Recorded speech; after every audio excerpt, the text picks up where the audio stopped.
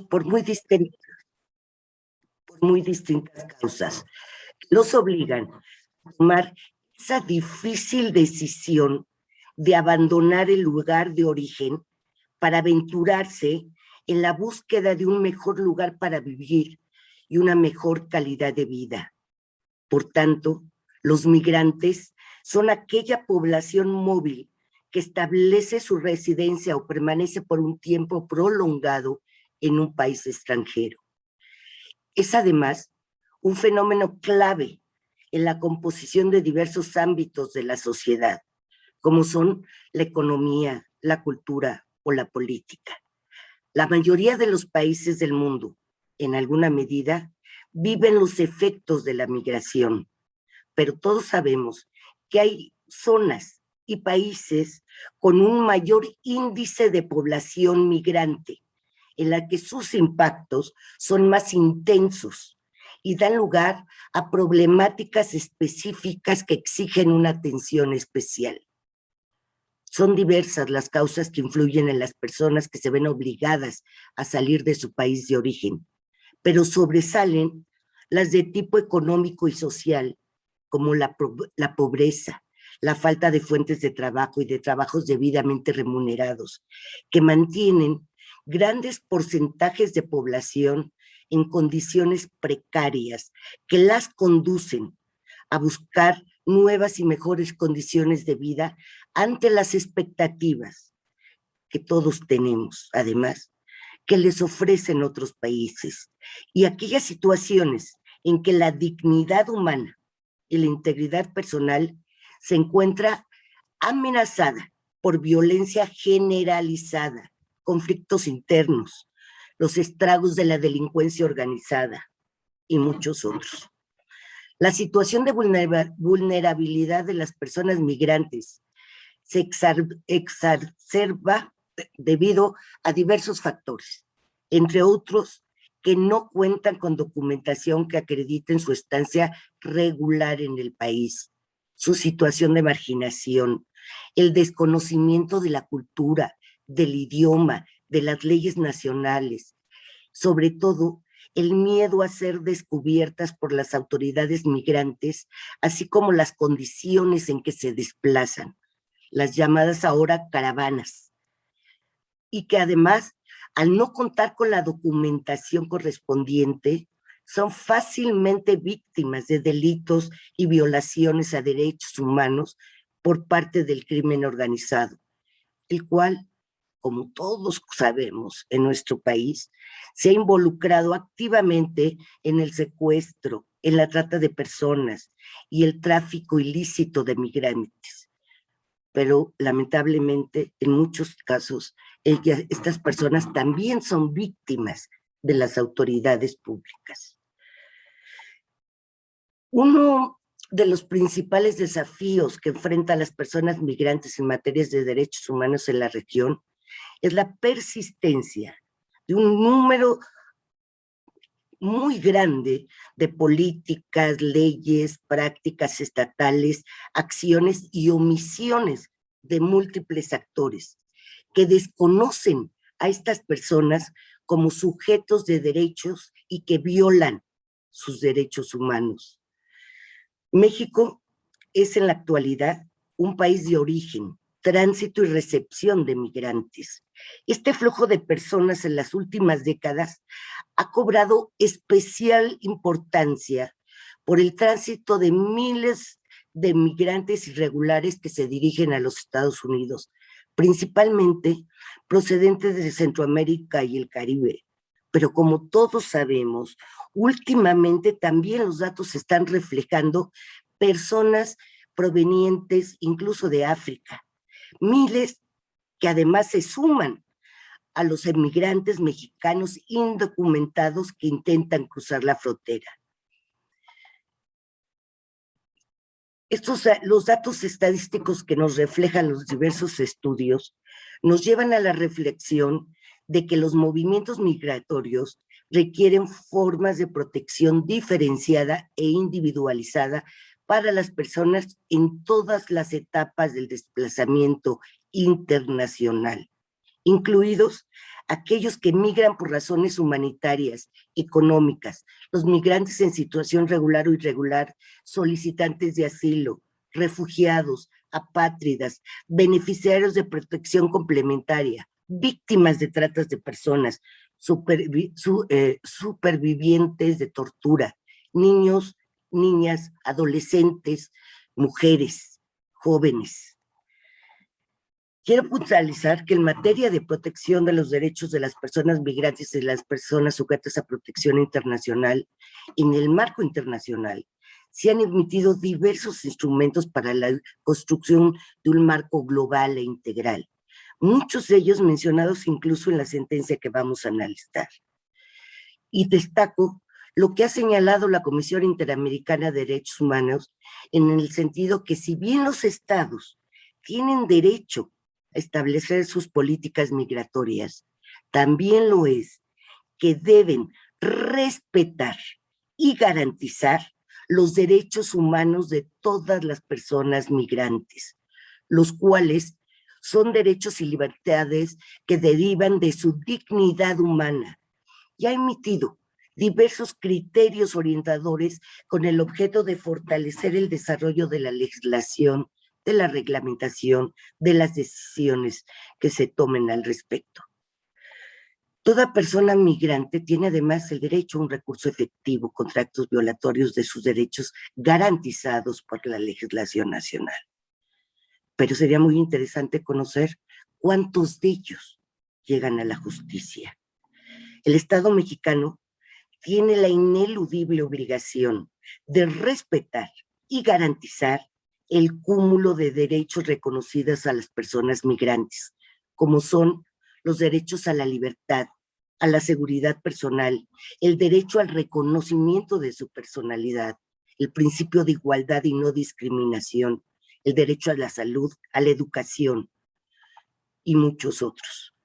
Como decía el magistrado, nuestra Constitución establece en su artículo primero, en los Estados Unidos mexicanos, todas las personas, ojo, no mexicanos, no ciudadanos, simplemente personas, gozarán de los derechos humanos reconocidas en ella y en los tratados internacionales suscritos por México.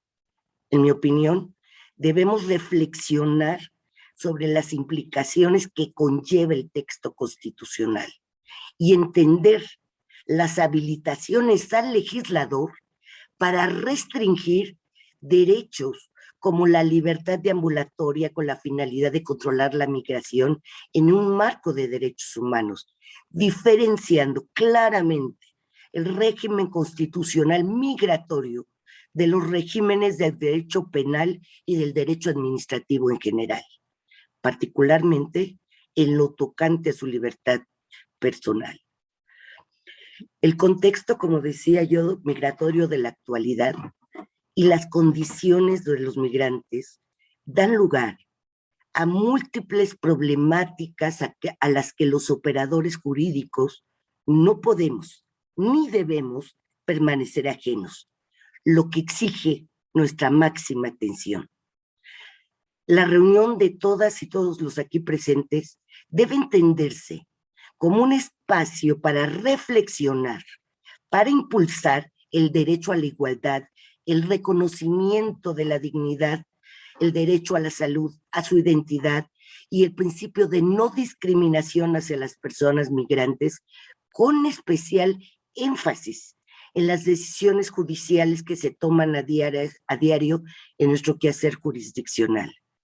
Esto nos debe culminar a continuar la promoción de los derechos humanos, de hacer todo lo que esté en nuestras manos para prevenir futuras violaciones, de trabajar en conjunto para construir estructuras que combatan la discriminación y la violencia contra las personas migrantes.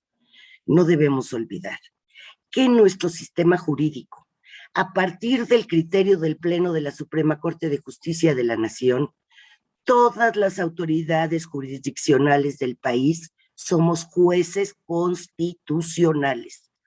Tenemos las herramientas y los instrumentos jurídicos para la protección de los derechos humanos de todas las personas, interpretando normas para que sean conformes con nuestra Constitución e incluso inaplicándolas cuando éstas resulten violatorias de derechos humanos. Agradezco a la Asociación Mexicana de Impartidores de Justicia por la invitación que me realizaron para moderar este módulo, por lo que sin más dilación y con una cordial bienvenida a todos y con la intención de que sea una mesa que nos haga reflexionar y que nos pueda aportar herramientas para resolver en nuestro diario quehacer los asuntos que al respecto se pongan a nuestra consideración. Cedo la palabra a la magistrada federal Amparo Hernández Chong para continuar con la presentación de la sentencia que vamos a analizar. Muchas gracias.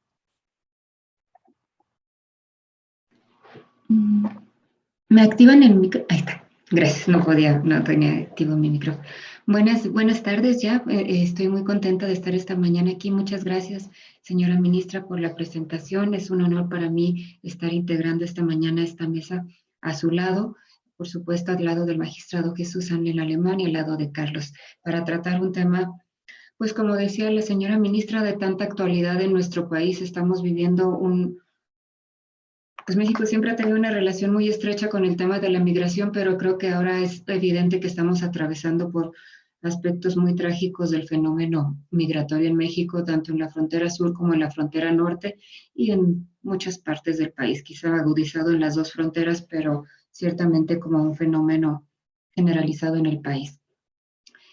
Y estoy muy contenta de participar con este tema porque la verdad es que me gusta mucho el derecho migratorio y desde hace tiempo tengo ya un tiempo estudiándolo, trabajándolo, y se me hace que es de los temas en los que todos los juzgadores ahorita tenemos que estar no solamente preparados, sino altamente sensibilizados respecto de las problemáticas que nos atañen. El caso que vamos ahora a comentar, lo identifico primero que nada, es el amparo en revisión 114/2020. Es en realidad un caso sumamente reciente, resuelto hace apenas algunas semanas por la primera sala de la Suprema Corte, bajo la ponencia del ministro Gutiérrez Ortiz Mena y con una votación unánime de 4 votos. La señora ministra me podrá corregir si hago alguna malinterpretación del fallo, pero la verdad es que me parece una sentencia perfectamente, que viene perfecta a colación en esta temática y que nos va a permitir hacer una serie de ejercicios que creo que van a ser muy útiles, sobre todo para la práctica sucesiva que tengamos todos como impartidores de justicia.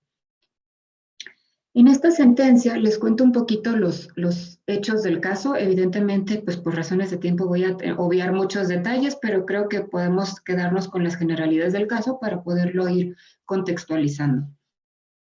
Un grupo de inmigrantes en México de diferentes nacionalidades, creo recordar había en este grupo de inmigrantes personas que venían del continente africano, de Centroamérica, de Sudamérica, del Caribe, por razones que desconozco, probablemente quizá porque fue el auspicio que pudieron obtener para la presentación primero de su gestión ante la administración pública y eventualmente de su demanda de amparo indirecto, se reúnen y en un escrito lo que hacen ellos es,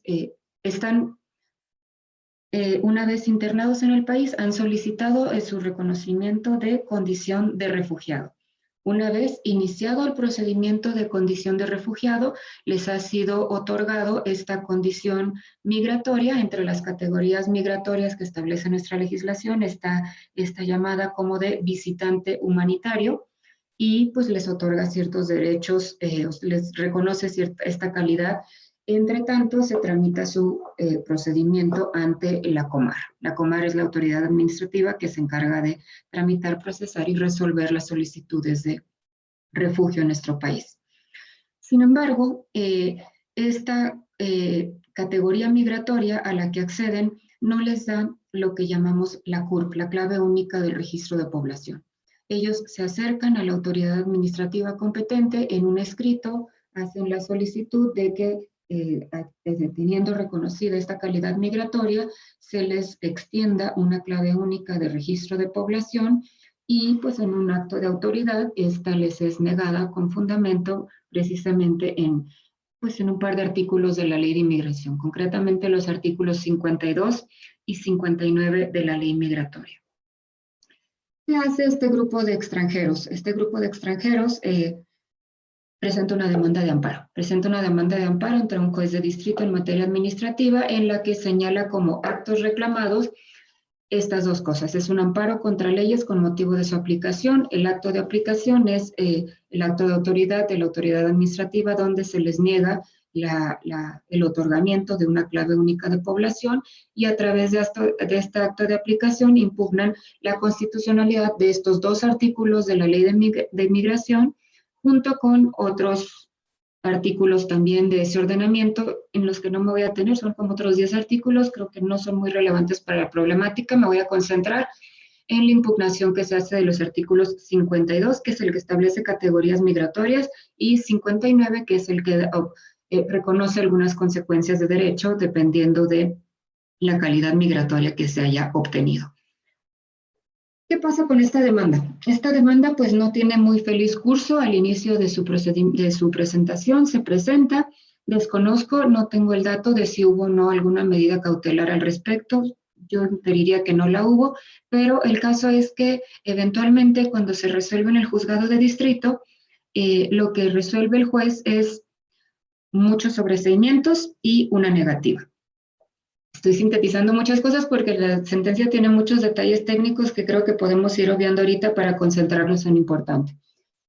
Lo que sí me parece que vale la pena comentar, porque además creo que es algo que también podemos ir como pescando para el sucesivo análisis que hagamos o las herramientas que de este caso podamos nosotros obtener para nuestra praxis, es que el juez lo que hace es sobreseer respecto de las normas. Unas de las que no me voy a detener mucho, que son aquellas que les dije que eran muchos artículos, estas ni fueron aplicadas, ni haces valer conceptos de violación, ni tienen nada que ver, entonces vaya. Las otras, lo que razona el juez, a mí en lo personal me llamó la atención, pero bueno, pues su razonamiento es que lo que en realidad estaba impugnando era una omisión legislativa. Dice, no, lo que tú quieres reclamar es una omisión legislativa porque tú quieres ser incluido tú quieres que se incluya tu situación en una categoría normativa que no está incluida, que es ellos, ahora les explico un poquito lo de las categorías migratorias, y le da un tratamiento de omisión legislativa a lo impugnado, como que no estás peleándote con el artículo 52, te estás peleando con lo que no dice el artículo 52, y para mí no es procedente el amparo contra omisiones legislativas.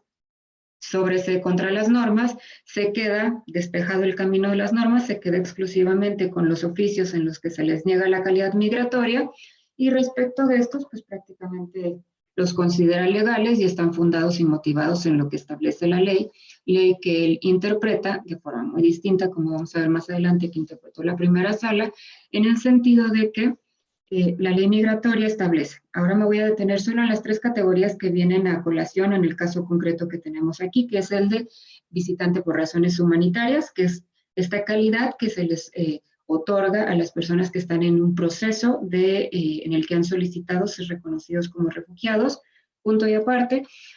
Las otras dos categorías migratorias, pues de las diversas que prevé la legislación que vienen aquí a colación, son las del llamado residente temporal y residente permanente. Creo que podemos no entrar en mucho detalle de estas categorías, pero quedémonos que son las tres categorías que entran en juego en la discusión que se presenta en este litigio.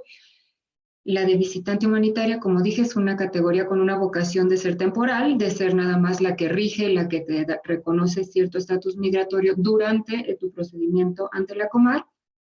Y el residente, me voy al otro extremo, el residente permanente es aquel extranjero al que se le ha reconocido ya la situación legal de poder vivir en este país y tener un trabajo pues prácticamente en condiciones como si fuese nacional, reconociéndole su calidad de extranjero.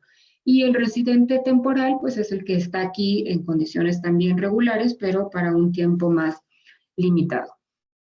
Lo que dice la autoridad en ese oficio en el que les niega la clave única de población y lo que dice, creo yo, a golpe de lectura la ley, si nos quedamos exclusivamente con una lectura a golpe de vista, es que a estas dos categorías, a la de residentes, sea temporal o permanente, la autoridad mexicana les va a dar una CURP, y les va a dar una CURP a través de la cual pues, van a quedar dados de altas en el registro de población y con la cual podrán realizar las gestiones que necesiten en la administración pública federal o local, o en fin, sabemos que se requiere para múltiples situaciones identificarse a través de una CURP.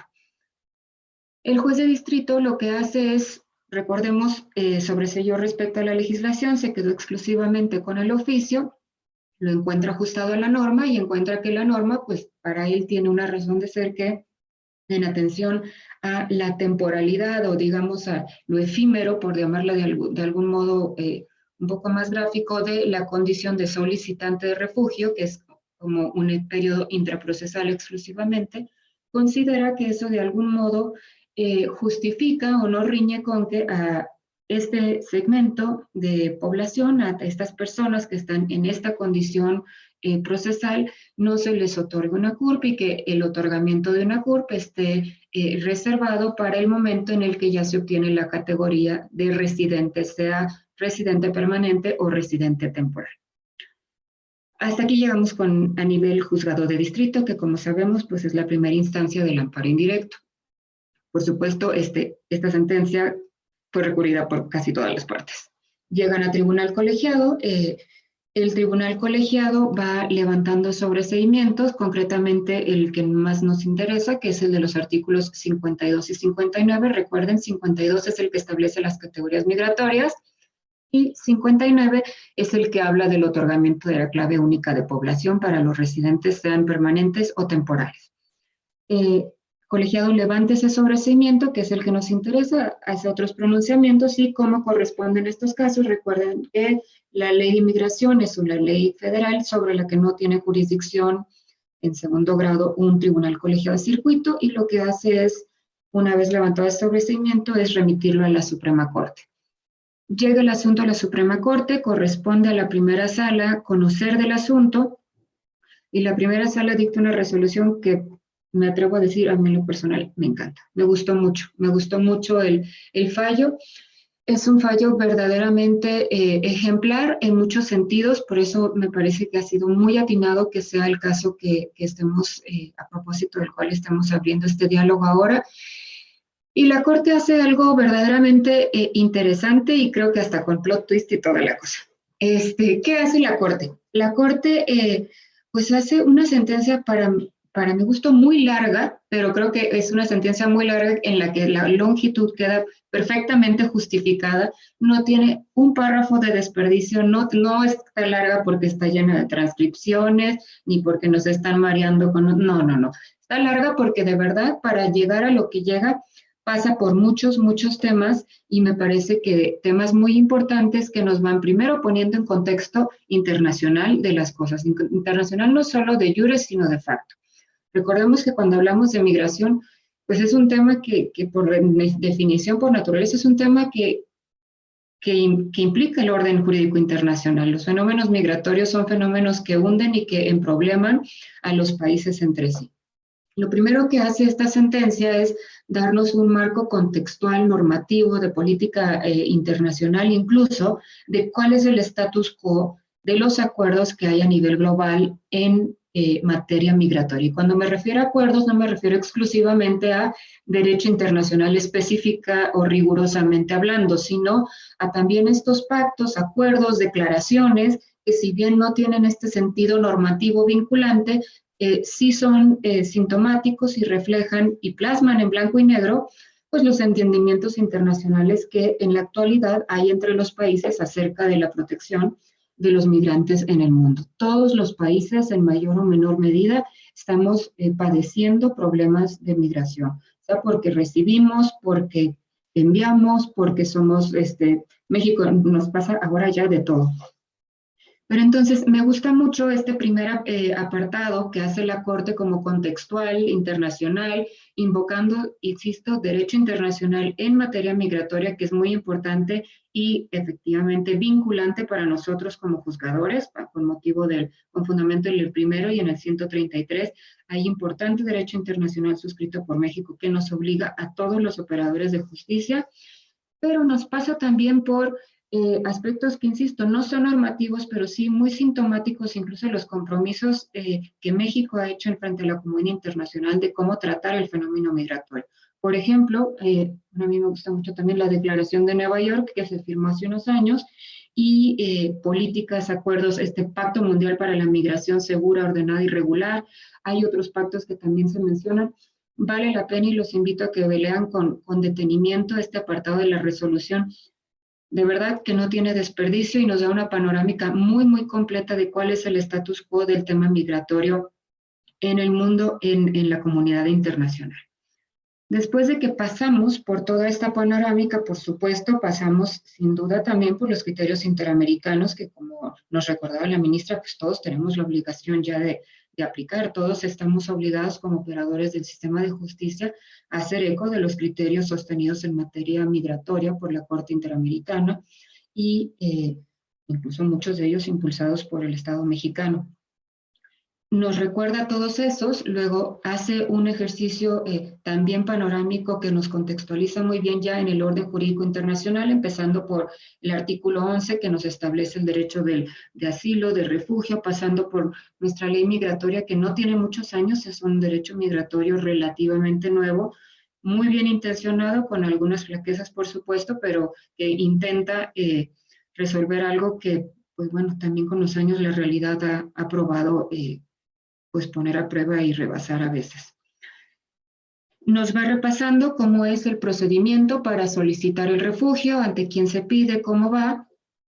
Hay otro dato que también me parece muy interesante, es que no solo esta sentencia va recogiendo el contexto internacional, el contexto normativo local, sino que también acude a datos de hecho, cuestiones reales. O sea, el fenómeno migratorio y las condiciones de refugiado que está manejando actualmente la Comar. Veía por aquí que había compañeros de Sin Fronteras y de la ACNUR, seguramente ellos al rato nos podrán dar algunos datos de su experiencia, pero pues la Comar está rebasada de un tiempo para acá y el tiempo que dilata en procesar los procedimientos pues no tiene nada que ver con lo que la normativa dice que tendría que pasar. Pero bueno, cuando hace esto, la Corte aterriza el problema concretamente en el artículo primero, obviamente sin desconocer el 11 y todo lo demás, pero lo enmarca muy bien, me parece a mí, me gusta mucho cómo lo aborda desde la perspectiva de la igualdad y la no discriminación. Y aquí lo que hace la Corte es hace uso de, pues creo yo que prácticamente todo el repertorio de herramientas interpretativas y metodológicas que se han venido desarrollando a lo largo de los últimos años en materia de derechos humanos.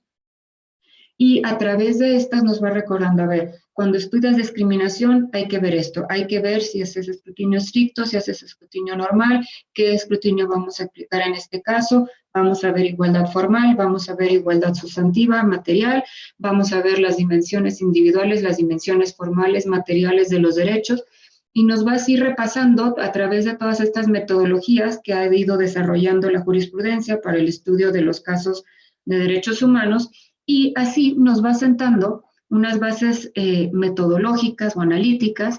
¿Para qué? Para cuando llegamos al plato fuerte del problema, que es el estudio del artículo 52 y del 59, nos aterrice y nos plantee el siguiente razonamiento, y ahora les digo por qué creo que hasta trae plot twist la sentencia. Llegamos al análisis del artículo 52. El artículo 52 está larguísimo, quédense con que tiene 3 categorías, las quería compartir en pantalla, pero aún estas 3 categorías están súper largas las definiciones, entonces no va a haber pantalla que me alcance. Visitante humanitario, residente temporal, residente permanente. Lo que va haciendo la Corte nos dice, a ver, con base en todo esto, con base en que cada país puede fijar soberanamente su política migratoria, siempre en respeto a la hospitalidad, a la equidad, a la no discriminación, a la protección de todas las personas, sean de cual sea nacionalidad, yo creo que en este caso no tengo que aplicar un escrutinio estricto porque no estoy en un caso de discriminación por nacionalidad o por etnia, es parte de la política migratoria y estamos exclusivamente diferenciando entre nacionales y extranjeros. Entonces aplica un escrutinio normal, analiza estas categorías y concluye que estas categorías no representan, el generar estas categorías y a cada una asignarles la definición que les asignan, en resumidas cuentas, las que les he contado, no genera un problema de constitucionalidad y tampoco genera un problema de discriminación. Simplemente se están reconociendo calidades migratorias distintas en función de situaciones de hecho distintas, en función de las distintas vocaciones y temporalidades que tiene la estancia de los extranjeros en nuestro país. Concluimos con el artículo 52 y entramos al artículo 59. El artículo 59 lo analiza a la luz de todo esto, pero igual, antes de entrar estrictamente en lo que es el análisis de igualdad del artículo 59, de discriminación, de no discriminación e igualdad del artículo 59, la Corte creo que contextualiza muy bien el tamaño del problema. Dice, a ver, más allá de esto, ¿para qué es la CURP? ¿Para qué sirve la CURP? ¿Con qué derechos humanos se vincula la CURP? Y nos explica, nos recuerda, a ver, tenemos un registro de población, la CURP cumple estas funciones, ahora nos la piden para todo porque es a través de esta, pues que la gestión, la administración nos va siguiendo la pista de nuestros trámites, a través de la cual se van generando los registros necesarios para la mejor administración y nos va vinculando y explicando cómo la CURP se vincula con nuestro derecho humano a la identidad y nuestro derecho a la personalidad y al reconocimiento de nuestra capacidad jurídica. Esto es, toma el problema de la CURP, lo vincula con todos los derechos humanos con los que más directamente se corresponde, hace aquí un ejercicio que me parece muy ejemplificativo de lo que llamamos el principio de interdependencia de los derechos.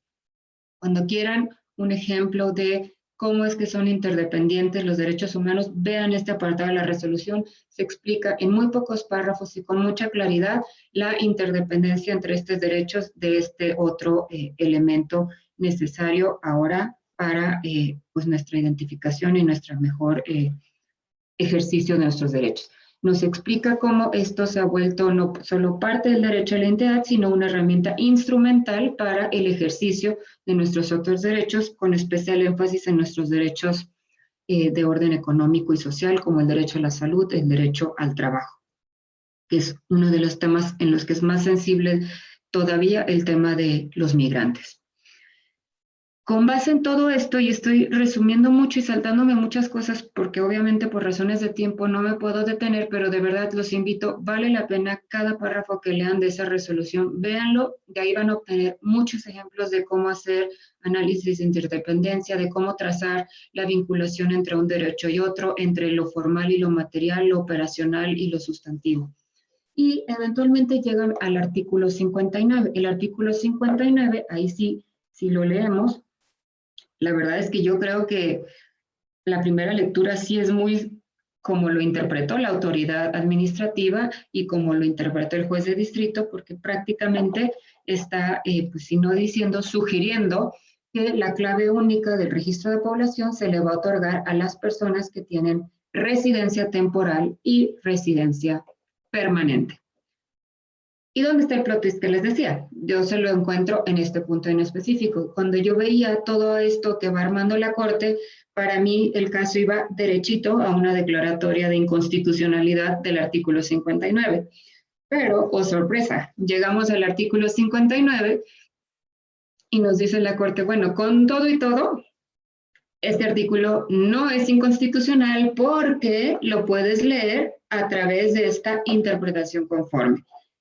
Y nos va explicando, también es una sentencia muy ilustrativa de cómo pues funciona esto de hacer interpretaciones conformes y de no ir descartando interpretaciones posibles de la norma. Vean, en esa parte también es pedagógica en ese tema, ¿no? Y la Corte lo que nos dice es, bueno, si es que si tú lees este artículo, como lo leyó el juez de distrito, como lo leyó la autoridad, pues no, porque no podemos admitir esa lectura, porque esa lectura sería una discriminación. Y en este tema hace algo muy, muy interesante, que es, nos dice, a ver, los problemas de discriminación no están nada más en el texto de la ley, sino las cuestiones implícitas que resultan de que una ley esté redactada como él está y las exclusiones implícitas que produce.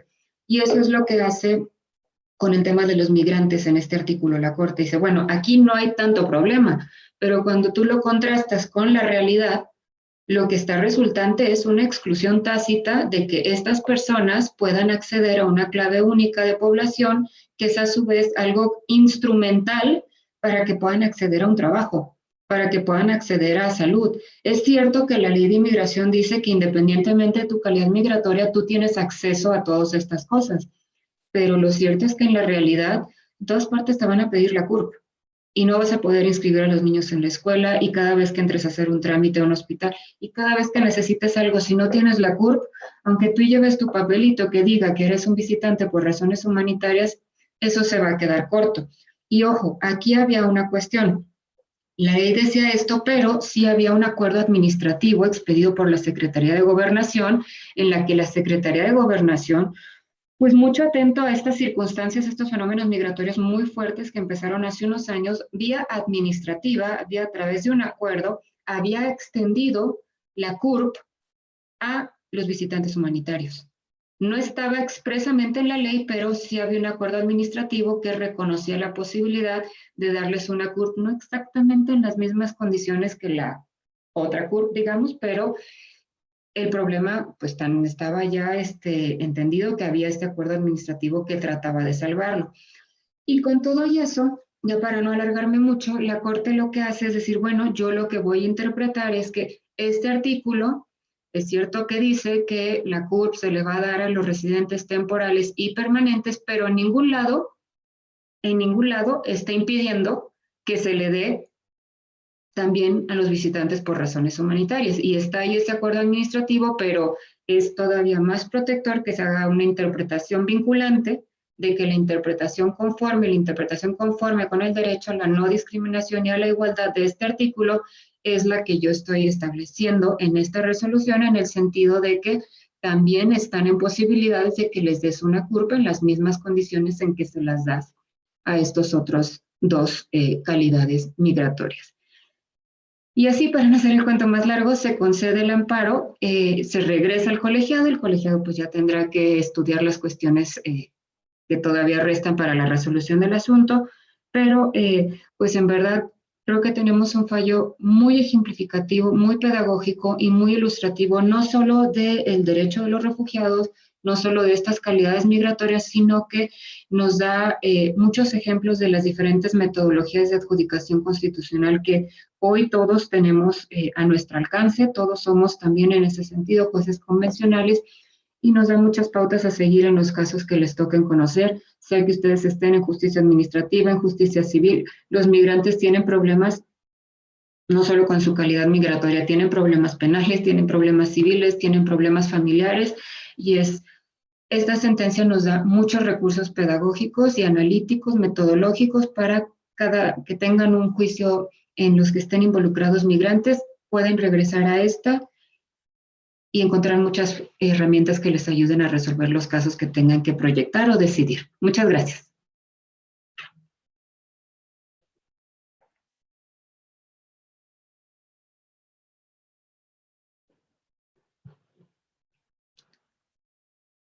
Ay, no activan micrófonos. ¿Nos activan Ya, micrófonos? gracias, gracias. Ahí está, ahí está. Muchas gracias, María Amparo. Me reía porque yo iba en el mismo sentido que tú. Yo iba por la inconstitucionalidad del artículo Sí, directito, me sorprendí. porque además, te voy a decir una cosa, y además existía ese acuerdo administrativo por parte de Gobernación. Claro, estaba la ley, pero estaba el acuerdo administrativo. Entonces, expulsar de nuestro sistema jurídico esa norma, a mí me gustaba más de lo personal jurídicamente y por efectos prácticos que hacer una interpretación conforme. Pero bueno, el primer paso antes de la expulsión de la norma es la interpretación conforme y hacer un efecto útil.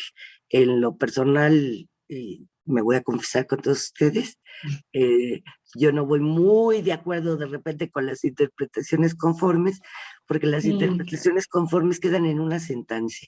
En cambio, la expulsión de la norma nos permite hacer declaratorias de inconstitucionalidad, etcétera. Y más en este caso que, como dijiste, ya se les estaba dando, y lo que implica es un desconocimiento de la propia autoridad.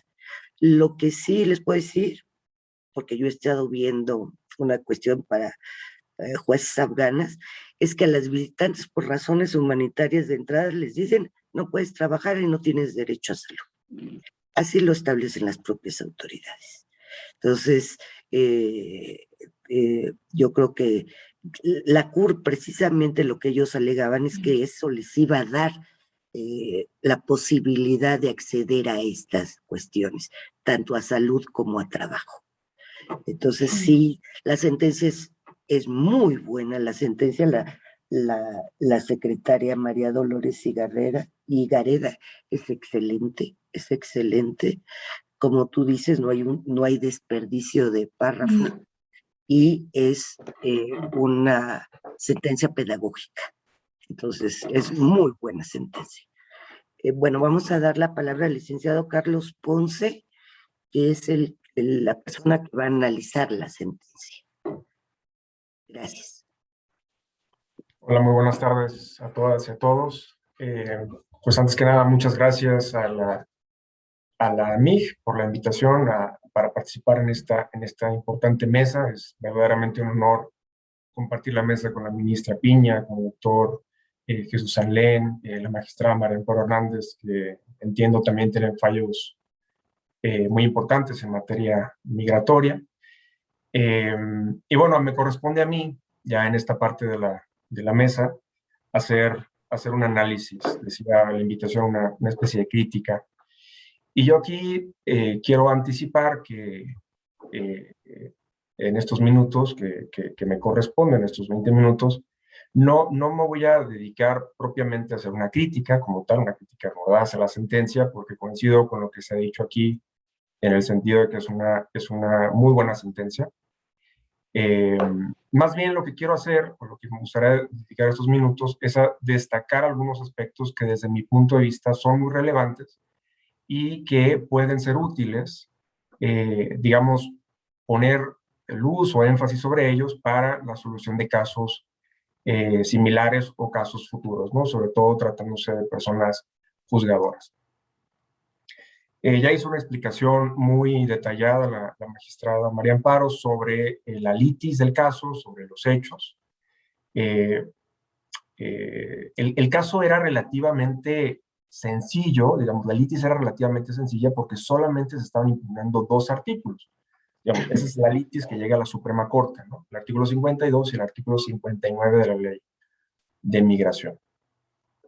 Los argumentos de la parte quejosa, de las personas que impugnaron la constitucionalidad de esos artículos y sus actos de aplicación, podían, digamos, estructurarse alrededor de 3 ejes. Por una parte, la discriminación que suponía el dar un trato distinto a los residentes temporales, como ya explicaba la magistrada, frente a los visitantes temporales, y el hecho de que a las personas que han solicitado el estatus de persona refugiada se les considere como visitantes y no como residentes temporales. Eso sería un primer argumento, digamos, de constitucionalidad.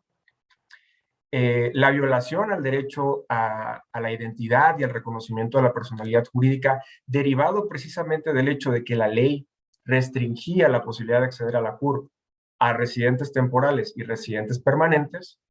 Y otro argumento muy interesante, que es la violación en cadena, o digamos la violación indirecta a otros derechos, como sería el acceso a derechos económicos, sociales y culturales, el derecho a la educación, a la salud, al trabajo, etcétera, derivado precisamente de no contar con un instrumento con el instrumento que por antonomasia en México exigen las autoridades para poder acceder a estos derechos. Para contestar estos argumentos, ya nos adelantaba la magistrada, la sentencia se divide en 2 grandes apartados.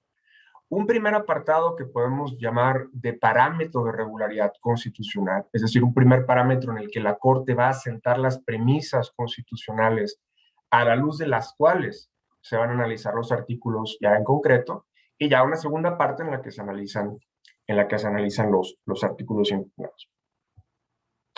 La primera parte se compone de 3 grandes ejes, que me parece cada uno de ellos tiene cosas muy destacables y cosas que vale la pena apuntar. La primera tiene que ver con la política migratoria, digamos, con los principios constitucionales y convencionales que rigen a la política migratoria. El segundo, ya en específico, sobre los derechos convencionales y constitucionales de las personas que solicitan refugio o asilo. Y finalmente, un apartado muy importante dedicado al principio de igualdad y no discriminación.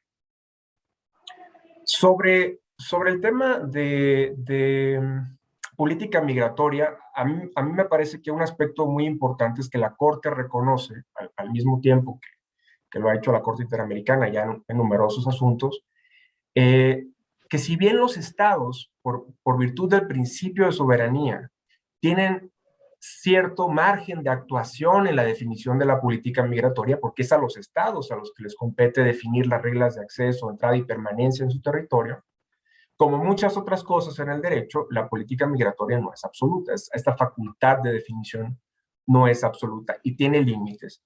Y estos límites son esencialmente los derechos humanos de las personas migrantes. Y esto me parece a mí muy relevante porque creo que esto, digamos, aunque pudiera parecer obvio, lo que deja ver es que para la Corte, o digamos hacia donde tendríamos que caminar, es hacia abandonar esta concepción de que las personas migrantes son personas de segunda, ¿no? Por decirlo de alguna manera.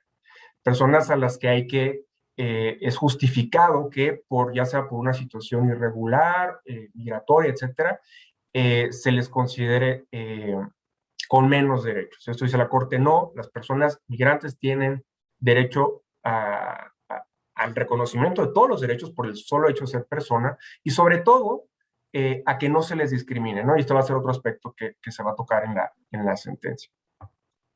En cuanto a el segundo tema, que es el tema del reconocimiento del derecho al asilo, una cosa que me parece también muy relevante es el que la Corte le da, junto con la Corte Interamericana también, el reconocimiento de un derecho fundamental al derecho al asilo, ¿no? La Corte entiende que el derecho al asilo es un género dentro del cual es posible comprender otras formas de protección internacional de la persona, como es específicamente la condición de refugiada.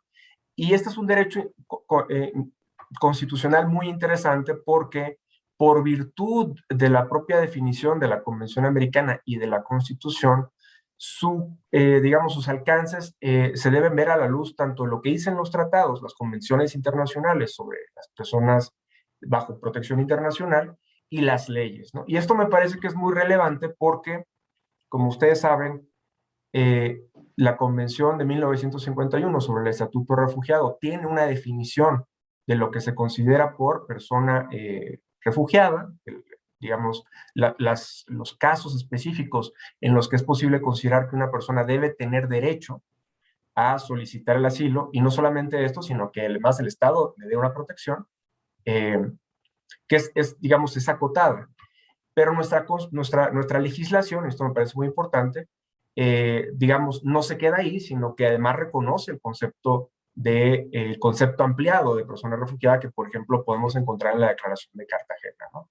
Entonces, creo que esto es importante porque con esto la Corte da a entender que nuestro sistema constitucional, este derecho es amplio, ¿no? Tiene una cobertura mayor, precisamente por lo que dice el artículo 22 de la Convención Americana y el 11 de la Constitución mexicana. Ahora, quiero hacer aquí también un comentario porque esto también me parece interesante en relación con lo que se comentaba de que todas estas afirmaciones no tienen desperdicio, y creo que es especialmente importante en el momento actual en el que nos encontramos, porque ya lo decía la ministra Piña y lo decía muy bien, que es extraño que a pesar de la situación en la que vive nuestro país, los derechos de las personas migrantes reciban poca atención, ¿no? Y a mí me parece muy interesante esto, porque si uno asume el concepto de persona en situación de vulnerabilidad conforme a las reglas de Brasilia, que recordemos ahí viene un catálogo de personas que se encuentran en esta condición, es muy interesante ver que en México es quizá los derechos de las personas migrantes los cuales han tenido menos desarrollo jurisprudencial. Esto desconozco a qué se deba, no creo que sea porque no haya casos, pero si uno lo compara, por ejemplo, con el desarrollo que ha tenido el Interés Superior de la Infancia, la perspectiva de género, tratándose de mujeres, niñas, lo compara con personas indígenas, que tiene ya también un desarrollo jurisprudencial muy profundo, interesante, personas con discapacidad, las personas migrantes y bajo protección internacional, creo que no ha recibido todavía un desarrollo importante. Y por eso me parece que la sentencia, este tipo de sentencias son importantes por eso, porque creo que marcan un punto de partida sobre todos los aspectos, y creo que era necesario que la Corte lo hiciera, sobre todos los aspectos que en adelante los jueces deben tomar en consideración, ¿no? Creo que a veces esos primeros casos sirven precisamente para hacer un desarrollo, digamos, exponencial de los derechos, y que sirva y que pueda sentar pautas para la construcción de una doctrina jurisprudencial que desde mi punto de vista, digamos, todavía no está suficientemente consolidada, ¿no? Ahora, regresando al tema de las personas o el derecho al asilo, otra cosa muy importante que dice la Corte es que este derecho fundamental es un derecho fundamental entendido como un derecho subjetivo, es decir, que se puede reclamar y existe la obligación del Estado de otorgarlo cuando se cumplan ciertas condiciones. No solamente, digamos, aplica, opera respecto a las personas que ya se les ha reconocido la condición de refugiada. Recordemos también que la condición de refugiado es declarativa, no constitutiva, es decir, no depende propiamente de un acto del Estado. El Estado se limita simplemente a reconocer esta condición. Sino que también aplica a las personas que lo han solicitado, y esto es especialmente relevante para el caso concreto, ¿no? Las personas que entran a un territorio, que estando en un territorio, digamos, en una situación en principio irregular, solicitan el estatus de persona refugiada, tienen una serie de derechos que también se derivan de la Constitución y de los tratados, ¿no? Y son cuatro principales derechos los que la Corte establece. El primero es el principio de no devolución, ¿no? Estas personas deben de permanecer en el territorio en tanto no se resuelva su condición migratoria. El segundo es el principio de no criminalización. No es válido criminalizar una estancia irregular tratándose de este tipo de personas. El tercero es el derecho a poder acceder a un procedimiento seguido bajo las reglas del debido proceso. Y esto va a ser muy importante, creo, incluso de cara a los casos que están por resolverse en la primera sala. Y el cuarto es el derecho a un recurso en contra de la decisión que eventualmente, de la cual derive este procedimiento, ¿no? Esto es muy importante porque precisamente lo que estaba discutiendo en el caso concreto era el derecho a las personas que solicitan la condición o el estatus de persona refugiada. Ahora, en cuanto al principio de igualdad y no discriminación, yo creo que aquí hay algo también muy importante, dos cosas muy importantes que quiero destacar. La primera es el reconocimiento del principio de igualdad sustantiva. La Corte entiende que hay el principio de igualdad, se despliega en varias vertientes. La tradicional es la vertiente formal, que lo podemos ver como el derecho a la igualdad en la ley y ante la ley, que es la forma tradicional en la que hemos trabajado con este principio. Las personas deben ser tratadas de forma igualitaria frente a la ley. Una ley no debe aplicarse de forma distinta frente a personas diferentes. Y además el deber del legislador de dar un trato igualitario dentro de la ley. Pero la Corte ha venido desarrollando, y creo que muy atinadamente, desde mi punto de vista, el concepto de igualdad sustantiva, que creo que no debe pasar desapercibido. Porque desde mi punto de vista, y aquí me corregirá la ministra Norma Lucía Piña, desde mi punto de vista, lo que esto quiere decir es que para la Corte la Constitución no solamente está comprometida con que el sistema normativo sea igualitario, es decir, que las normas no discriminen, sino que está comprometida con reconocer que en ocasiones, la mayoría de las veces, la realidad fuera del sistema jurídico presenta condiciones o situaciones de desigualdad de facto, frente a las cuales el sistema jurídico y los operadores no pueden permanecer inertes, no pueden ser neutrales. La Constitución, digamos, tiene una vocación, por decirlo de alguna manera, transformadora, en el sentido de que obliga a voltear a ver la realidad, a voltear a ver esas condiciones de efectiva de igualdad o desigualdad, en el sentido de observar si hay personas que por alguna circunstancia en la realidad, a pesar de lo que establecen las leyes, etcétera, los programas sociales, no tienen acceso al goce efectivo de los derechos de forma paritaria, y en caso de que esto sea así, entonces adoptar las medidas necesarias para solucionar esa situación de desigualdad. Y me parece muy interesante que la Corte lo que dice es esta vertiente del principio de igualdad no se proyecta solamente sobre el legislador. Existe, y esto por eso me parece importante para un foro como este, existe la obligación de los jueces también de ser sensibles a esta vertiente del principio de igualdad sustantiva. Esto obliga entonces a repensar de alguna manera la función jurisdiccional frente a problemas que precisamente por el caso de la migración obliga a ser sensibles a las condiciones fácticas, como ya se mencionaba en la mesa, ¿no?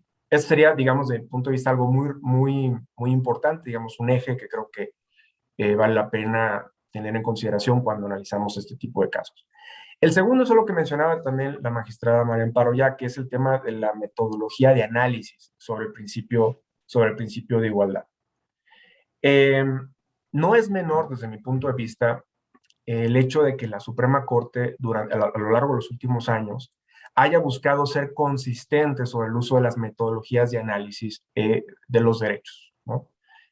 La Suprema Corte ha venido construyendo una doctrina muy sólida en el sentido de decir cuándo debemos optar por una metodología u otra. Pensemos en el test de proporcionalidad, en los test de igualdad, las metodologías del test de progresividad. En fin, hay una serie de metodologías que la Corte nos ha venido dando a través de diferentes sentencias, que me parece muy importante porque en la medida que los tribunales sean consistentes con las metodologías de análisis, también los justiciables sabrán cómo hacer sus planteamientos ante los tribunales, ¿no?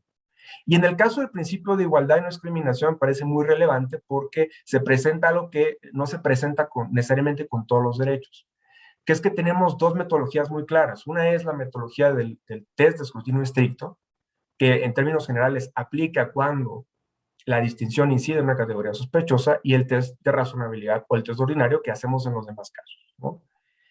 Y esto me parece, puede resultar sencillo, pero en ocasiones no lo es, y por eso me parece importante o me parece destacable y un acierto de la sentencia también el que mantenga esta congruencia sobre la forma de analizar planteamientos de igualdad, porque dependiendo muchas veces del test que utilicemos, es el resultado al que se va a llegar a una sentencia, ¿no? Precisamente esa es la finalidad de los tests, ¿no? Usamos un test de escrutinio estricto cuando estamos frente a normas sobre las cuales pesa una sospecha de inconstitucionalidad, ¿no?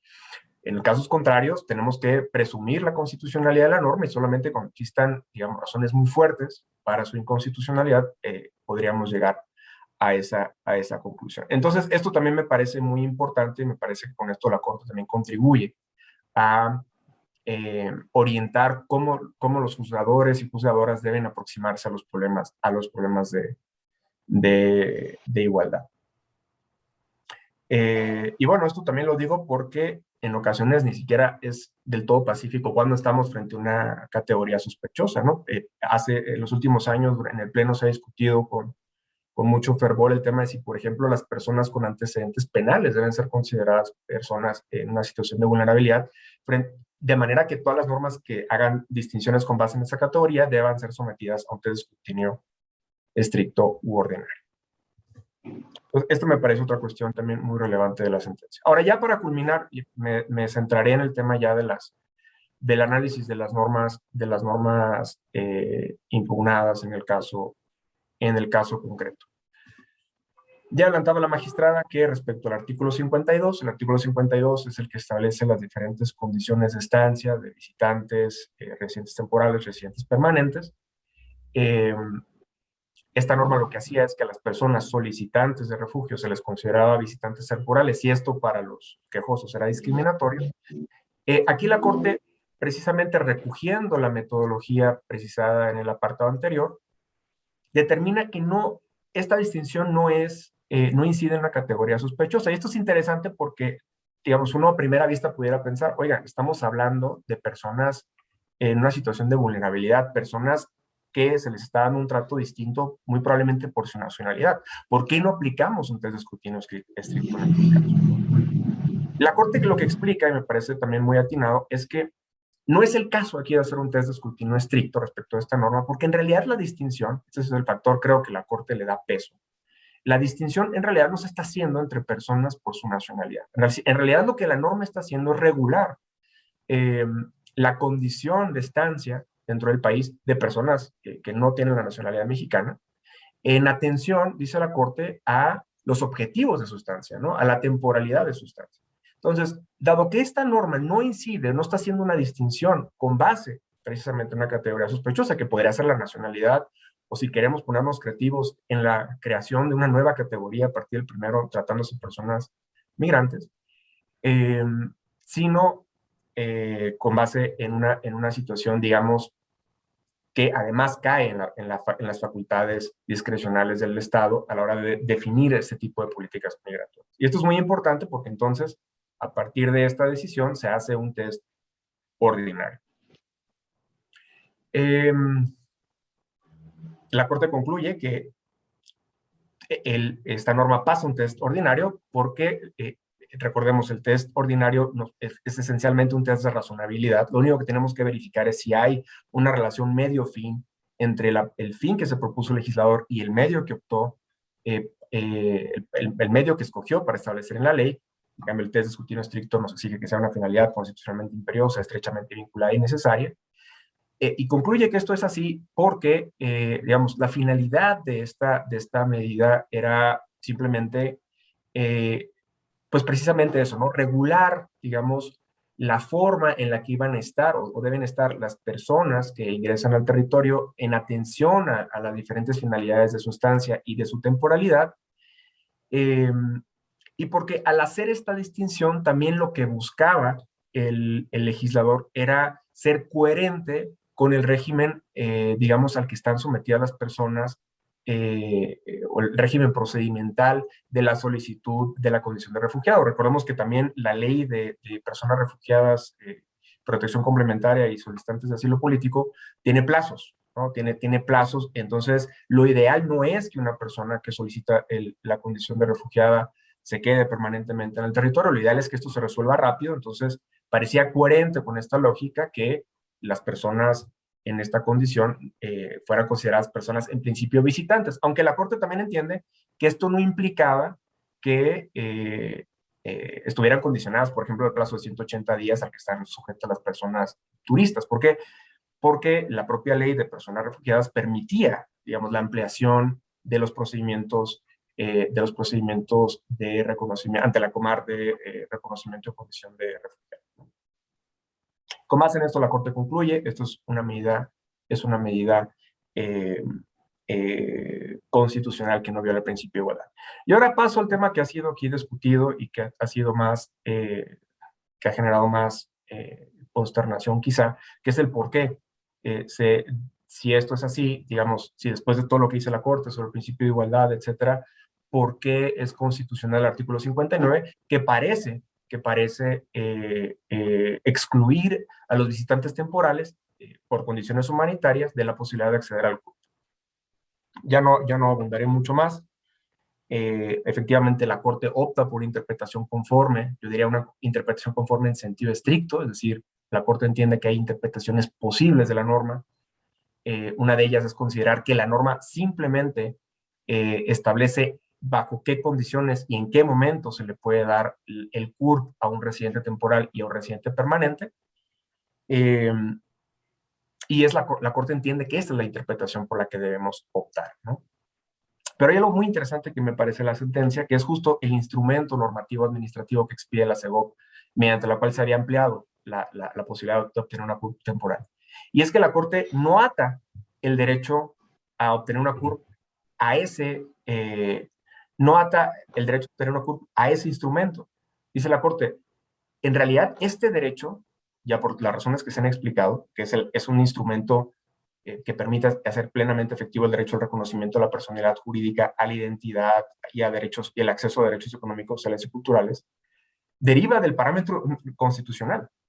La Corte entiende que la obligación de concederle el CURP a las personas que han solicitado refugio no deriva ni de la ley, no deriva ni del instrumento, sino que lo podemos desprender directamente del parámetro de regularidad constitucional. Y aquí simplemente haré un comentario, que es que, digamos, para jugar un poco al abogado del diablo, que es que quizá esta solución tiene una ventaja, y esto lo dejo en la mesa. Si se declarara la inconstitucionalidad de la norma, del artículo 59, esto desde mi punto de vista, y es simplemente una opinión a bote pronto, probablemente obligaría a todas las personas a tener que litigar en amparo el acceso al CURP, porque se estaría reconociendo implícitamente que la ley efectivamente tiene una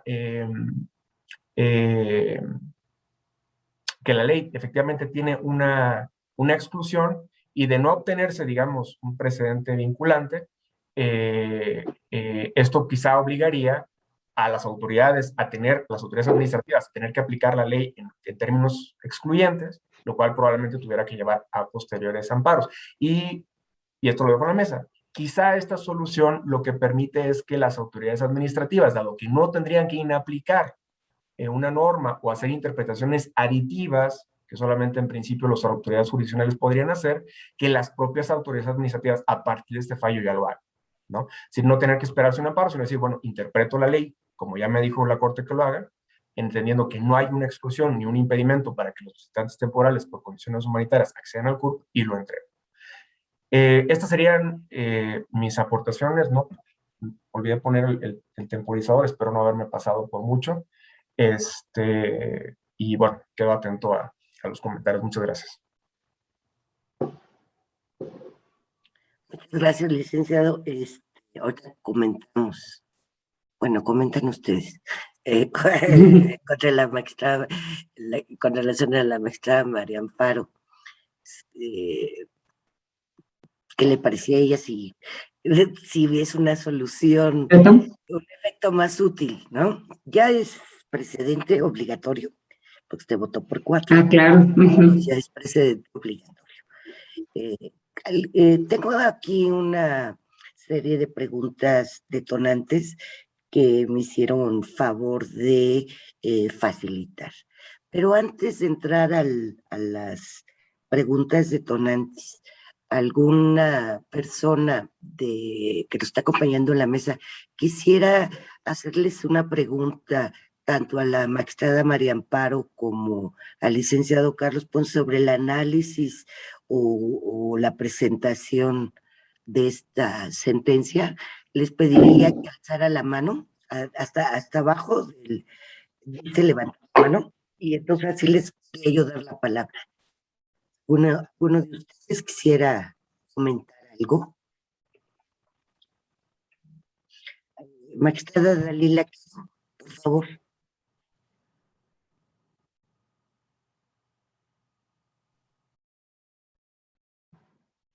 A lo mejor le tienen que activar el micrófono. Sí, y la pantalla. El de asistencia técnica, ¿nos podría hacer favor de, vamos a habilitar todos los micrófonos de todos los que están en la mesa, pidiéndoles nada más que en lo personal los mantengan apagados, pero no estemos perdiendo el tiempo en que les habiliten a cada uno de ustedes el micrófono. Entonces, magistrada Dalila. Está listo. Gracias.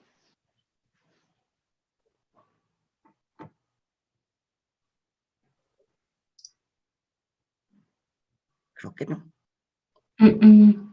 Tiene problemas. Bueno, mientras la magistrada Dalila, bueno, ¿alguna otra persona quiere hacer un comentario o una pregunta sobre la sentencia, sobre una cuestión que no les hubiese quedado muy clara sobre la exposición de tanto, no porque no sea clara, no porque no haya sido clara, sino porque puede surgir dudas sobre la exposición de la magistrada María Amparo o del licenciado Carlos Ponce. ¿Ninguno? Ah, pues felicito. Sí, señora ministra. Acá está otra manita. Perdón. El licenciado Agustín García Martínez, por favor. ¿Qué tal? Primero que nada, agradecer la oportunidad de escucharlos, de verlos.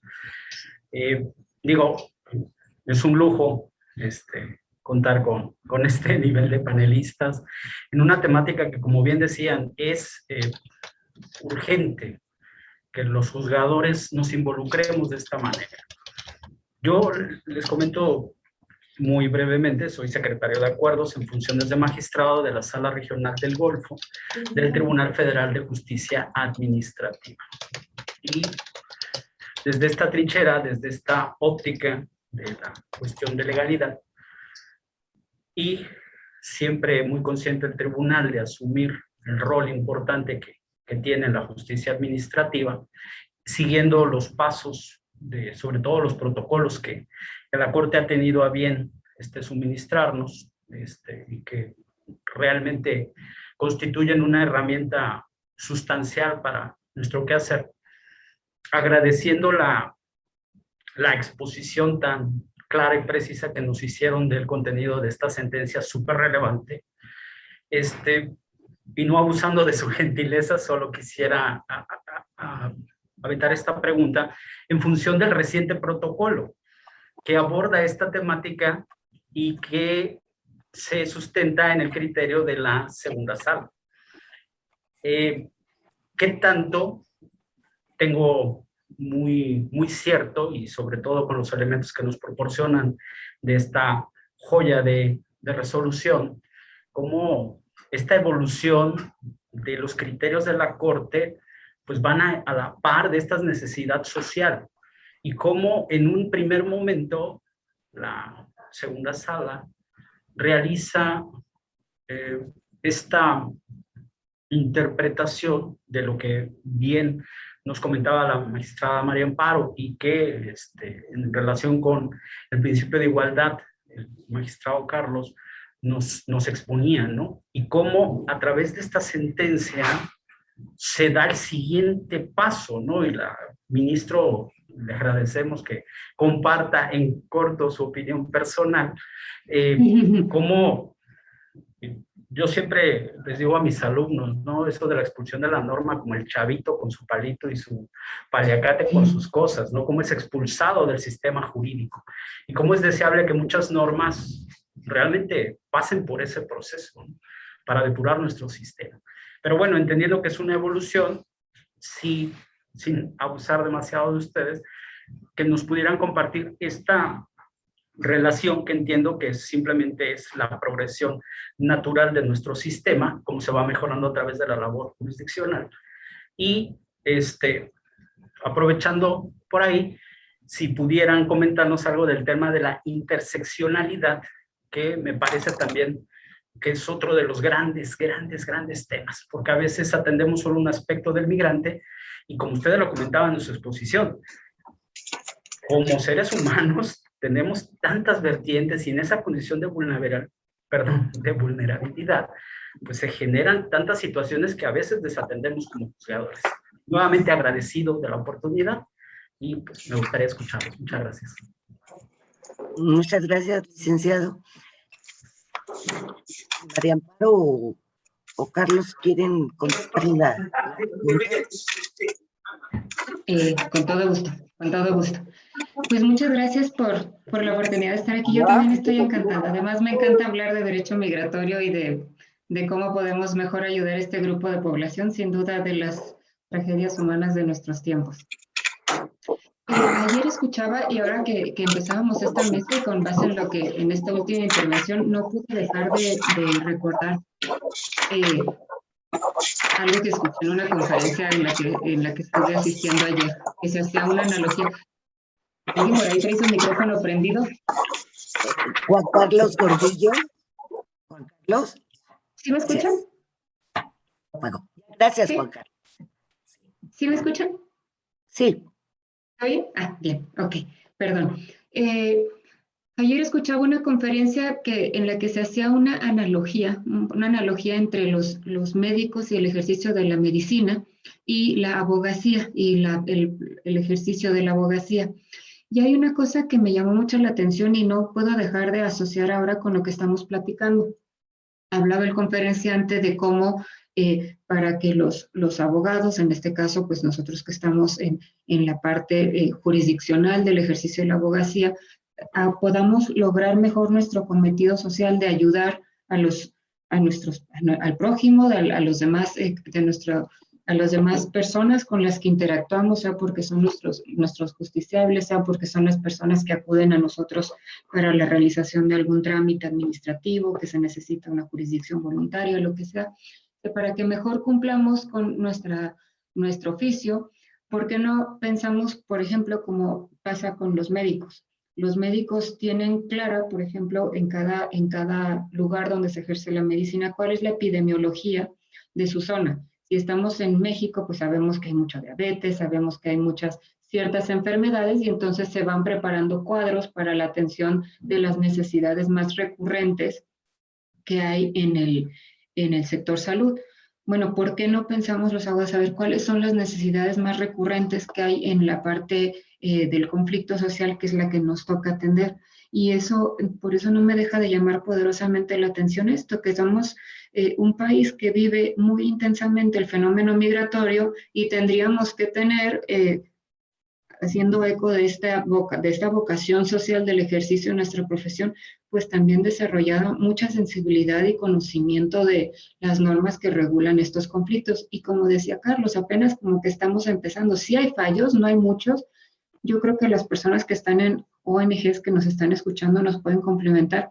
Es que tampoco hay muchos porque es muy difícil que estos casos lleguen a la justicia y es muy difícil porque son personas muchas veces en tránsito, porque son personas que no tienen el acceso a una defensa adecuada, porque son personas que prefieren mejor irse a buscar otra cosa que empezarse a pelear en tribunales por un litigio que además pues va a tomar su tiempo, ¿no?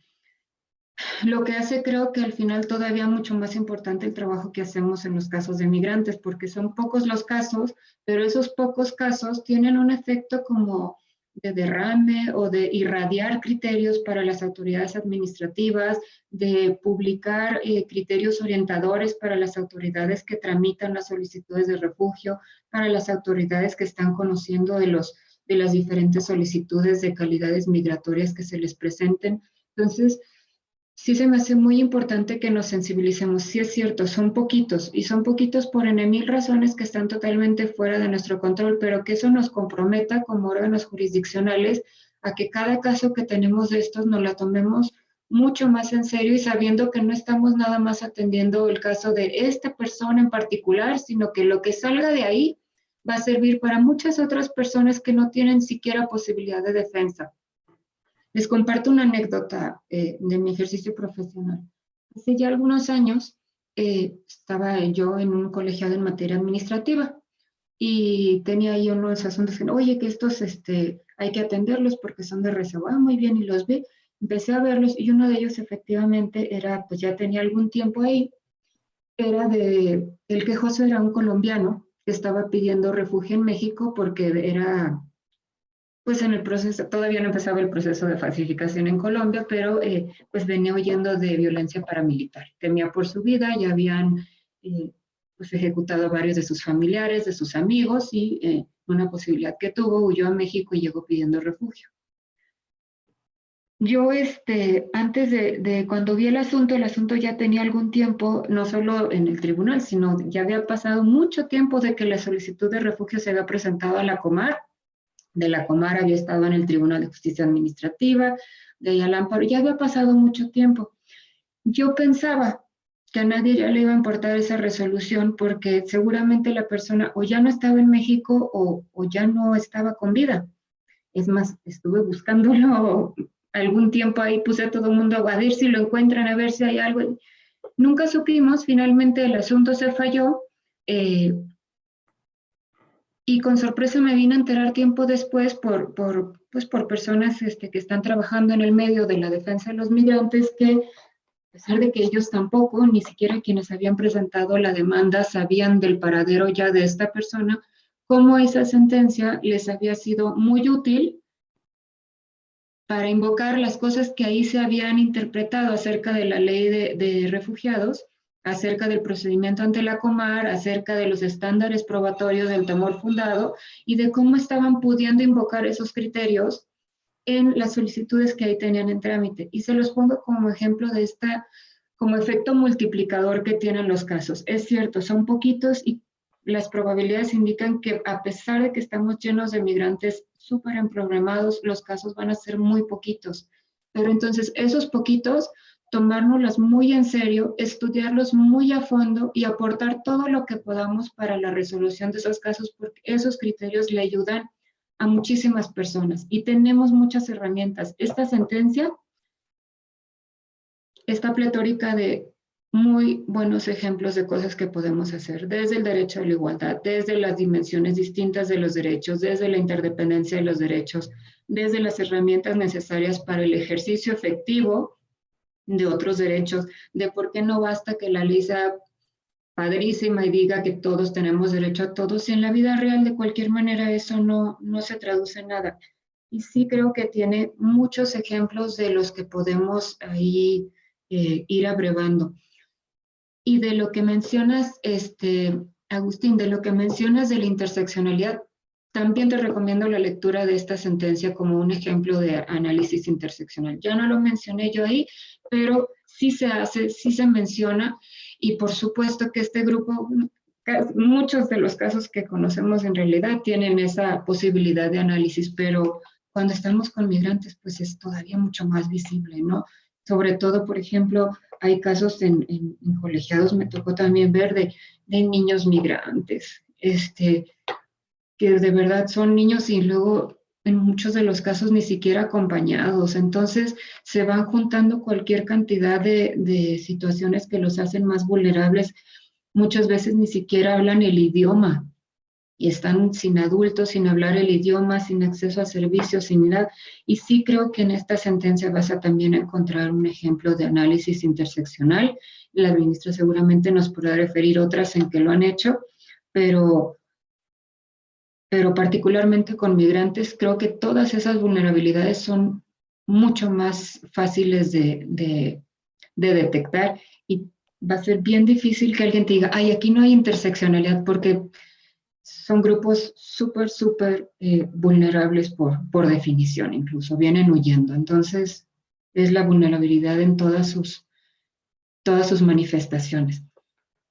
Lo dejo hasta aquí ahorita, ministra. Gracias, María Amparo. Sí, Agustín, hemos ido construyendo a poco doctrina en cuanto, como decía Carlos, en relación con ciertos grupos que tradicionalmente se han considerado vulnerables. Los niños, las mujeres, etcétera. Si nosotros tenemos nuestra Constitución y la propia Ley de Amparo, pues hablábamos de los trabajadores, los campesinos.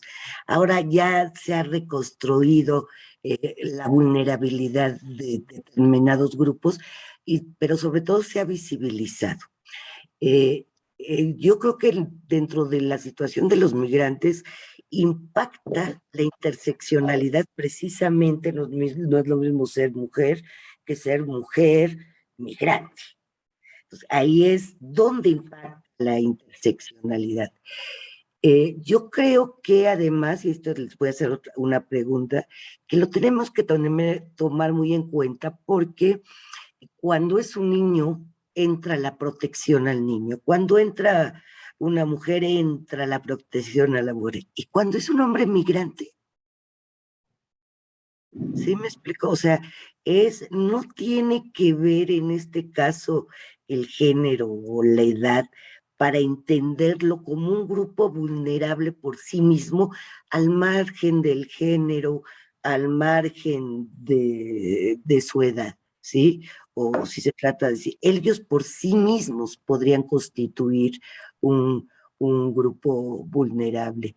Y en este caso, ¿ustedes consideran que procedería la suplencia total en favor de los quejosos, de la deficiencia de la queja en el amparo?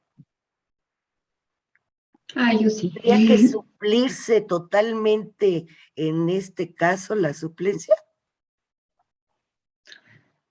Yo así lo he Tendría que considerado. actualizarse la suplencia. Deja que Bueno, Mariam. sí. O bueno, alguien del público. Lo que ustedes piensen, ¿eh? A ver, es la A ver, la magistrada Dalila. Creo que no.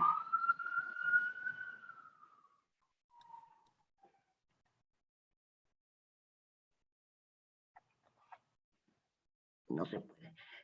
El más no quieren participar.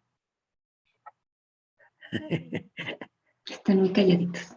Sí, pero es una mesa de reflexión, no se trata de ser protagonistas ni necesariamente tratar de demostrar conocimientos muy elevados sobre el tema. Es una mesa de reflexión.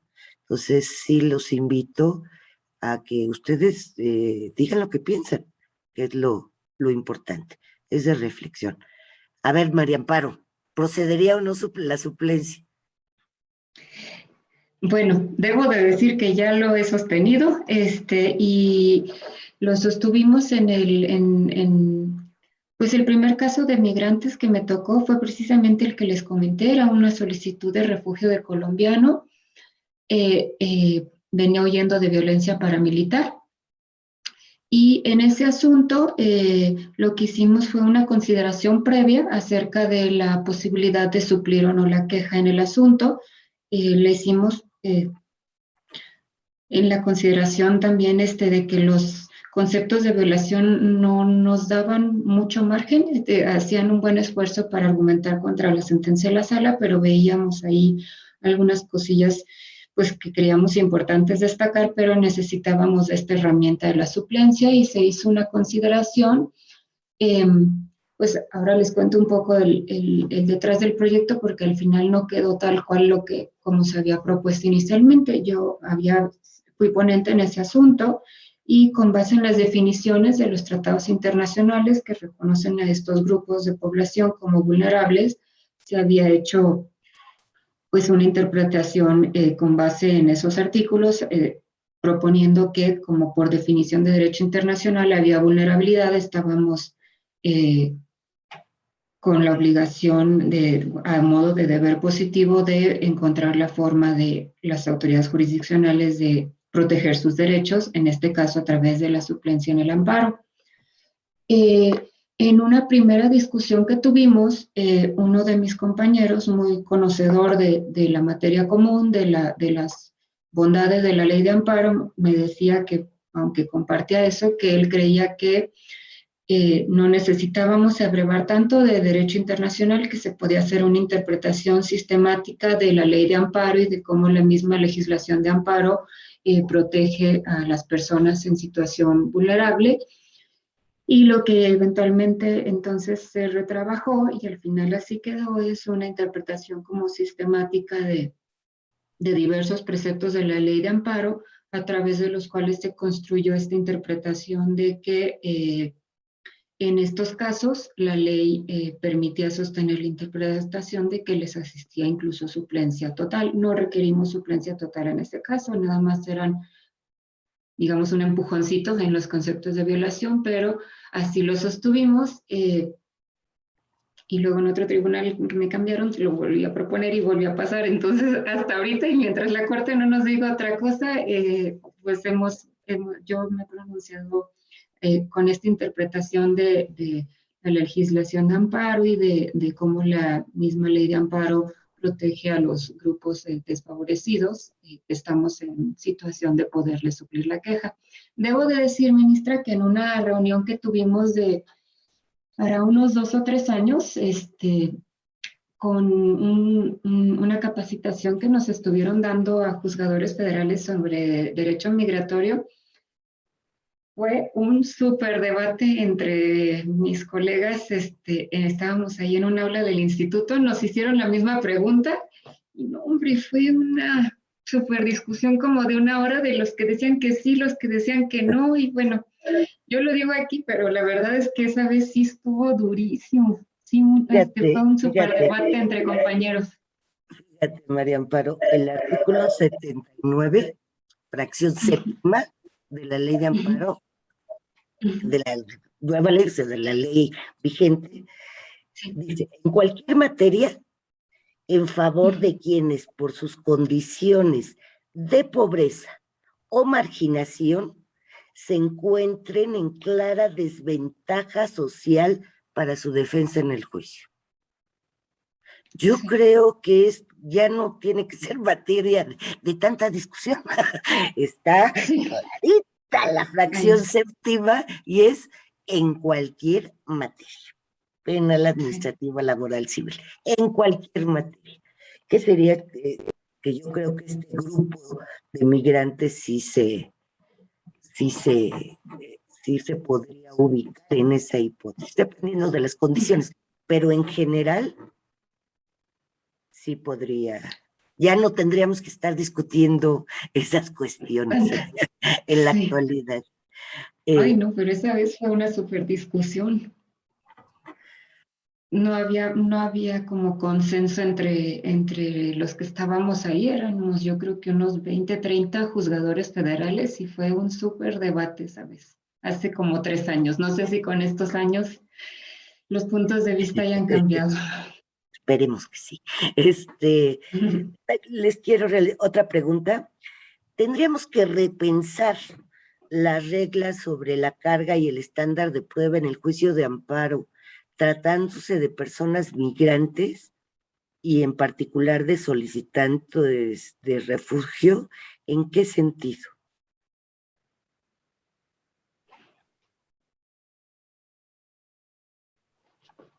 Ay, pues muy buena pregunta, pero ya no quiero ser la única que hable. A ver, licenciado Carlos, por favor.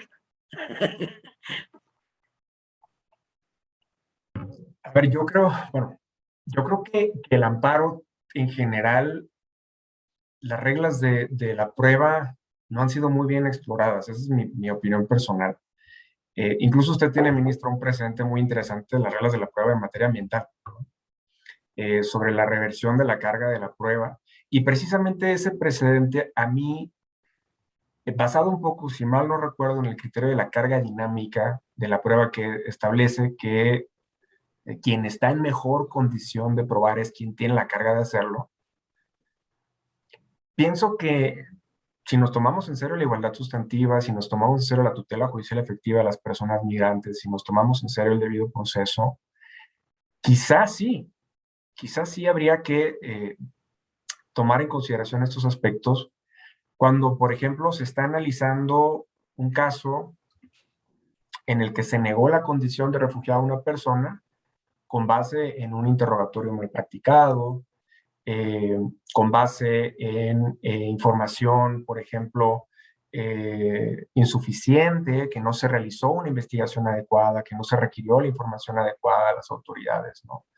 Y no poner toda la carga. Digo, creo que esto ya lo soluciona un poco los criterios internacionales que hablan sobre la carga del Estado de recabar información para la demostración de los elementos objetivos, ¿no?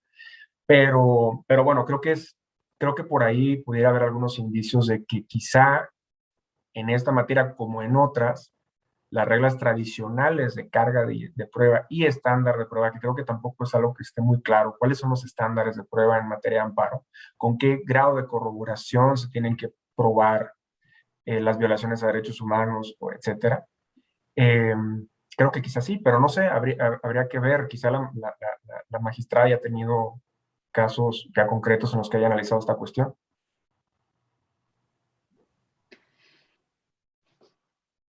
¿Hable?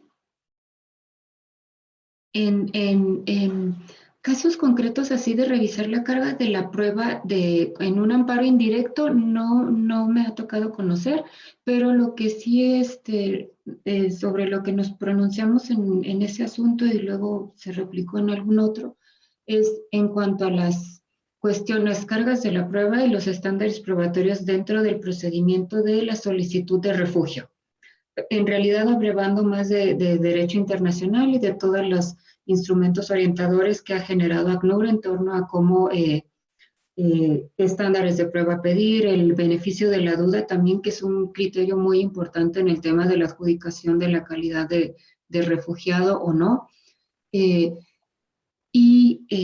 no lo he tenido. Perdón, en amparo indirecto no lo he tenido. Lo que sí puedo decir, quizá ya también muy influida por mi actual compañero de integración, que ha estudiado y se ha dedicado mucho a construir sobre el tema de los poderes probatorios del juez de amparo. Sí creo que también ahí tenemos una herramienta procesal reconocida explícitamente en la ley de amparo que nos da la posibilidad, quizá no en todos los casos incluso sea necesario desplegarla porque tampoco se necesita recabar muchas pruebas para saber que vienen huyendo de violencia, de pandillerismo, de hambre, de pobreza, de fenómenos incluso climáticos. Creo que no tanto se necesitan pruebas de cosas que ya son tan visibles y tan conocidos, pero sí creo que es importante que rescatemos que la ley de amparo a los jueces de amparo nos da esa posibilidad, que ahí está, que la podemos usar. Al menos esa es mi interpretación, que esa herramienta está ahí, que es muy poderosa y que en casos de tanta vulnerabilidad podemos echar mano de esas herramientas. Y por ejemplo, veo que aquí están compañeros de la justicia administrativa. También la ley que rige los procedimientos de justicia administrativa. Casi todos estos asuntos de migrantes pasan primero por ustedes. Muchos de estos llegan a juicio de nulidad también antes de llegar al amparo directo. No solo conocemos migrantes en amparo indirecto. Muchas de estas cosas nos llegan después de que pasaron por ustedes en juicios de nulidad. Entonces, ustedes también tienen herramientas procesales. La ley que rige su procedimiento, obvio no es la misma que la ley de amparo, pero sí les da facultades que ustedes pueden, de las que pueden echar mano para atender los casos de migrantes que conozcan y ya tienen jurisdicción plena en muchos aspectos, también pueden echar mano ahí de esas potestades que la ley les da y sin que entremos en discusiones de si esto es mucho activismo, poco activismo, las herramientas las da la ley, las pueden, cuestión de verlas y de que no sean letra muerta y que puedan echar mano de ellas. Yo los casos que conocí en el colegiado venían del tribunal, perdón, les sigo diciendo tribunal fiscal, venían del Tribunal de Justicia Administrativa y hay mucho que pueden hacer desde ahí para ir arreglando muchas cosas y pues tampoco es ningún secreto, la Comar está rebasada, o sea, no tiene la capacidad de procesar muchas cosas, ni los recursos humanos, ni los recursos presupuestales. Insisto, mucho de lo que hacemos aquí les es muy orientador a ellos y a las personas que ayudan a los migrantes en su defensa. Licenciado Agustín. Sí, sigo abusando de su generosidad. En función de esto de las cargas probatorias, la verdad es que el diseño normativo de la justicia administrativa descansa sobre la gran premisa de la presunción de validez de los actos de autoridad, que encuentra una justificación enorme, pero precisamente sin desconocer este gran principio en el que descansa el sistema, son precisamente estos criterios que va avanzando en nuestro sistema jurídico y que nos permite como juzgadores poder dar un paso más sin desconocer la presunción, sin entrar en temas como comenta bien la magistrada del activismo. Al final se trata de impartir justicia y si las herramientas se nos están dadas antes de la reforma constitucional de 2011 había grandes esfuerzos académicos, incluso jurisdiccionales, porque esto tiene una evolución que ha llevado muchos años, ¿no? Bueno, con estas herramientas, insisto en los protocolos y en estas sentencias relevantes que nos van permitiendo seguir respetando las reglas del juego, porque me parece que ahí está el detalle fundamental, ¿no? No estamos violentando el sistema normativo. Conocemos perfectamente los alcances, establecemos perfectamente a quién le corresponde la carga de la prueba, pero a la vez avanzamos en el sentido, y comentaban perfectamente la ministra y el magistrado Carlos, en función de el dinamismo, la dinámica de la prueba, ¿no? Al final, ¿quién está en mejores condiciones de aportar esos elementos? Y ahí es donde radica esa gran oportunidad y que destaco el mensaje inicial de la ministra y que agradezco el interés que debemos tener todos quienes participamos en la trinchera que sea, de conocer estos temas, de empaparnos para ir construyendo entre todos. Cada quien va poniendo su granito de arena y les permitimos, en el caso a los magistrados de circuito, que puedan hacer esa función y que estos temas lleguen a la Corte y que la Corte tenga la posibilidad de pronunciarse. El gran tema de la cultura de la impugnación, que es muy necesaria para perfeccionar el sistema, ¿no? Pero sin embargo, el poco acceso que tiene este grupo humano para llegar, yo destaco, y lo voy a hacer siempre, el Instituto de la Defensoría del Poder Judicial de la Federación. Es que yo he estado en la región de Chiapas y Tabasco, he estado en la región actualmente del Golfo, en Veracruz, y es el Instituto de la Defensoría el que se ha encargado de tutelar estos derechos. Es el que ha estado ahí en la trinchera batallando y generando actividad a nivel administrativo, actividad a nivel jurisdiccional en el contencioso y ante los tribunales colegiados. Y ahí se va avanzando. Pero definitivamente, vuelvo al punto, destacar que necesitamos todos involucrarnos. Muchas gracias. Gracias. Ya nos queda poco tiempo. Quiero agradecer a todos la presencia.